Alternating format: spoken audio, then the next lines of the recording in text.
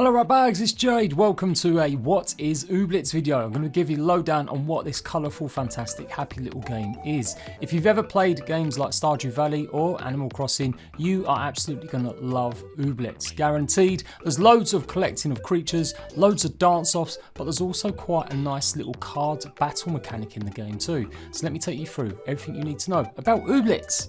So the game's available on the Epic Games Store and Xbox in early access. It's not a completed game and it's looking likely it will be in early access for at least a year. Hopefully after that period it will appear on PlayStation 4 and Steam. It is a single player experience. There is no way that they've got co-op or any sort of multiplayer as far as I know. I don't think they have any plans in the future. Once you've created your character, you begin your journey to Oob. Oob is a little island filled with ooblets, which are going to be the creatures that you collect and possibly even grow. This is a farming and crafting game as well. You'll be greeted by Mayor Tinstall, who's going to have tasks for you to complete and require your help in getting the town back up into shape. Your first day you'll be going around talking to all the villagers and inhabitants of this town, at least 8 of them to progress the first part of the story.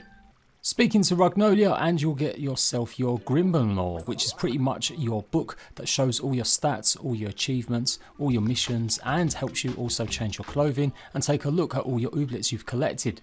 Just like in Stardew Valley, you're going to need lots of energy, and so you'll get your energy by eating lots of foods that you can find or buy from the locals. After that, you'll be finding and meeting your club leaders. There are 4 different club leaders. They pretty much give you a different start in Oob to begin your adventures with. As time progresses, you'll start rivalries with some of these clubs and you'll have much more tasks and missions as well as dance-offs to do with these guys. Once you've chosen your first Ooblet, you can get involved in a dance-off. Unlike Pokemon games where you battle them, you'll be dancing off to get hold of some of these ooblets. But instead of actually just taking the ooblet itself, the ooblet when defeated will give you a special seed that you can then grow into your own ooblet that will follow you around. The dance-offs are amazing, I'm loving the music, and there's a variety of different cards. As you progress, as you level up, you'll gain access to new cards. These will give you different moves with the objective always to get to points of 20 before your rival. Depending on what ooblet you're using, each will have its own unique dance cards or dance move. This is in addition to the standard ones that you get. Cards you would expect to get are things like give yourself 4 points or even steal 3 points from your opponent. You don't get to use every single card that you're given though, it all depends on how many beats you have. Your beats are pretty much your overall move score.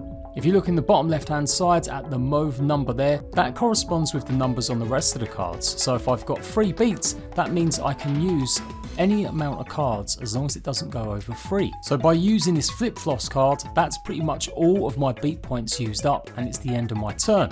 Once you've used your beats up and your cards, it's time for your ooblet to show its funky stuff. Now you can see in the bottom left I have 0 beats left, so I haven't actually got a chance to use some of the other cards. I can use this card because it gives me a chance to gain a beat and it doesn't cost any beats to use.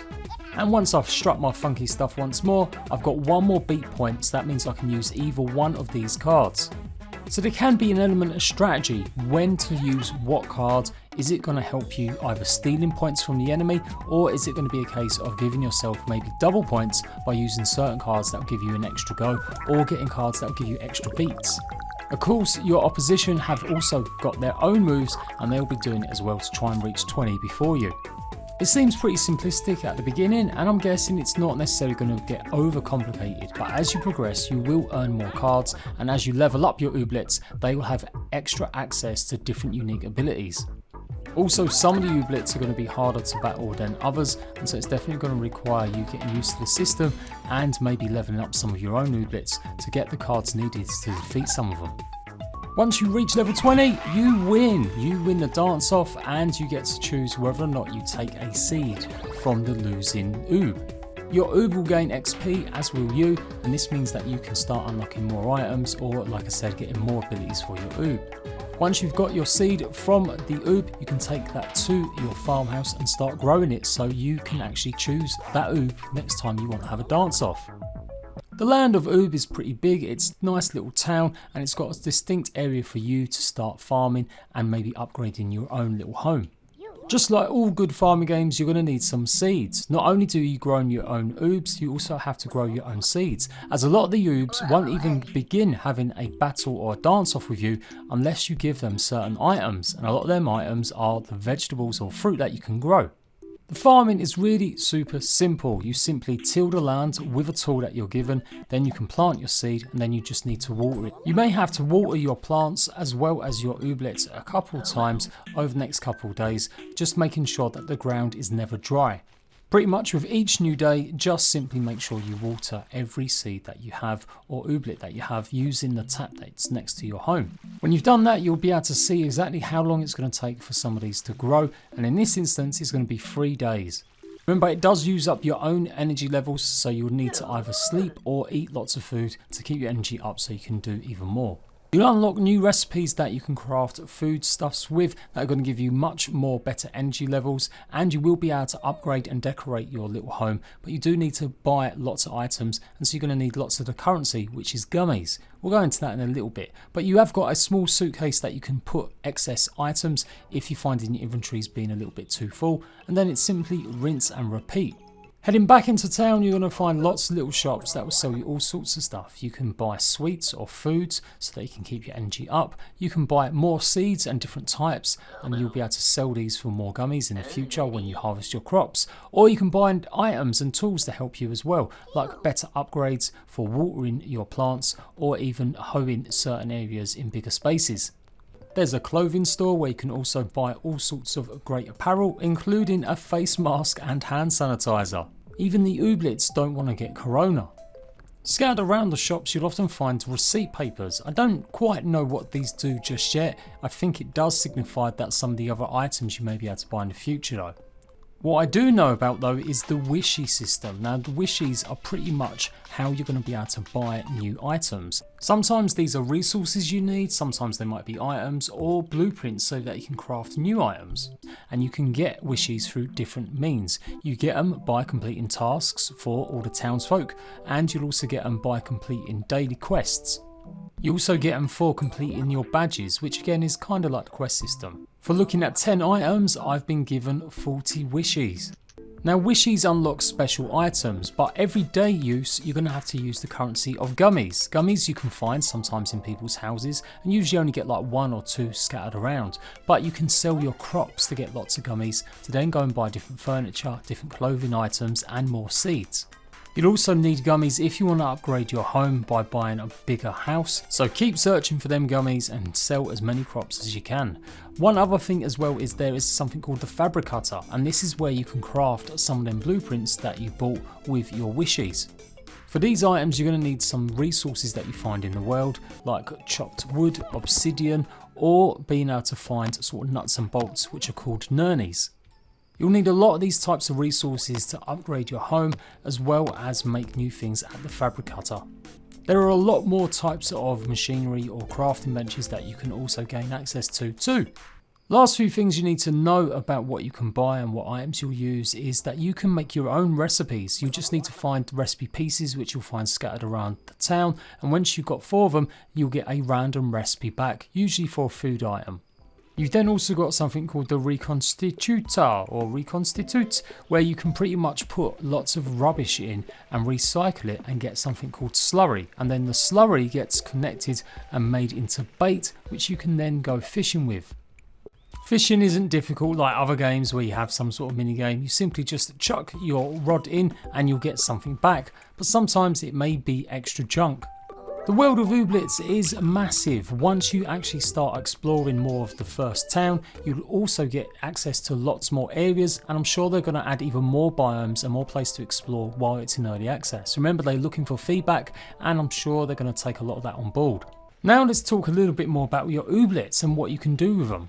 You can see they've got an XP bar. My one at the moment called Sidekey is 80 out of 100. Before he gets to the next level, he's going to need 20 more XP.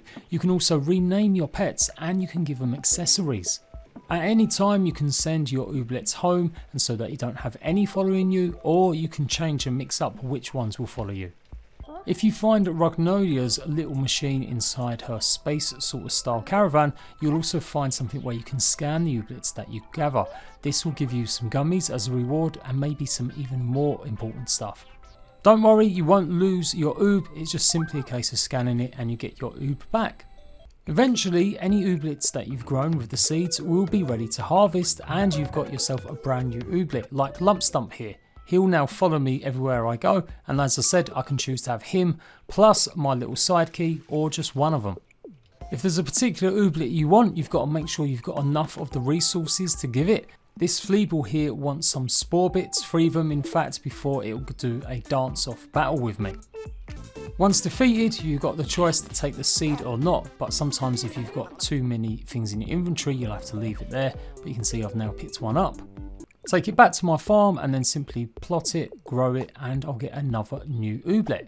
You'll find also a mix of ooblets. You can choose to spend some of your wishes on getting a new batch of ooblets spawning in town. You can keep track of your ooblets. There's 3 different types: common, uncommon, and gleamy, with gleamy being the most special ones. Defeat them a bunch of times in battles and you'll gain access to their profile in your almanac. Every day that you go to sleep, you'll get a breakdown of everything you've achieved, how much XP you've earned for yourself, what kind of items you found, how many dance battles you've won, and more importantly, how many ooblets you've discovered. It's looking likely they're going to maybe add hundreds of these guys for you to go and grab while it's in early access. And that is pretty much it. Go and explore the world, shake every single tree you can to get fruit, pick up every sort of mushroom, explore everyone's houses and steal all their recipes, and talk to all of the townsfolk, and you'll soon be unlocking lots more items and earning lots of gummies. Plant lots of crops and sell as many as you can and get the best yield, and you'll get lots of gummies to improve and upgrade your home, and make sure you pick up plenty of natural resources like them wood and them nurnies so that you can upgrade all sorts. That is everything I've learned about ooblets in the first few couple days of playing it. I hope it's helped you maybe decide to buy the game or just give you some tips while you're playing it. I am Jade. I'll be back with more ooblets guides very soon. Until next time, laters.